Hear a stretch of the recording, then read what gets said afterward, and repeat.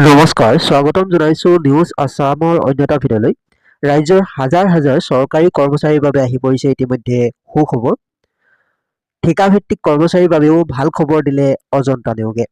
হুৰাহুৰে দৰমহা বাঢ়িল ৰান্ধনী, আশা কৰ্মী আৰু অংগনবাড়ী কৰ্মীৰ দৰমহা আৰু লগতে আশা কৰ্মীসকলৰ বাবে স্কুটি প্ৰদান কৰা হ'ব বুলি মুখ্যমন্ত্ৰী ডাঙৰীয়াই ইতিমধ্যে ঘোষণা কৰিছে।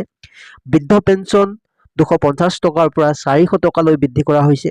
বিধৱা পেঞ্চন 300 টকাৰ পৰা 1250 টকালৈ বৃদ্ধি কৰা হৈছে।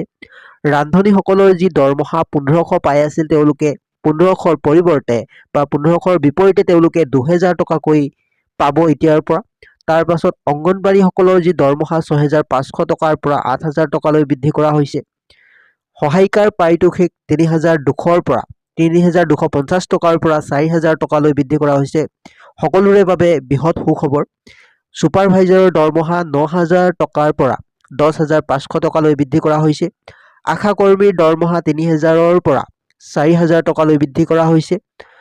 ৰাজ্যৰ হাজাৰ হাজাৰ চৰকাৰী কৰ্মচাৰীৰ বাবে সুখবৰ। ঠিকাভিত্তিক কৰ্মচাৰীৰ বাবেও ভাল খবৰ দিলে অজন্তা। যিসকল আশা কৰ্মী তেওঁলোকৰ বাবে এখন আঁচনি ইতিমধ্যে মুখ্যমন্ত্ৰী ডাঙৰীয়াই ঘোষণা কৰিছে। আশা এক্সপ্ৰেছ নামৰ এখন আঁচনি ইয়াতে আপোনালোকে দেখিবলৈ পাইছে। আশা কৰ্মীক চৰকাৰে দিব এখনকৈ স্কুটি।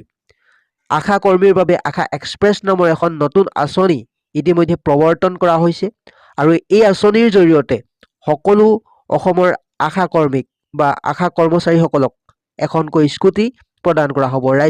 ৰাজ্যিক কেবিনেটত চৰকাৰৰ এই ডাঙৰ সিদ্ধান্ত।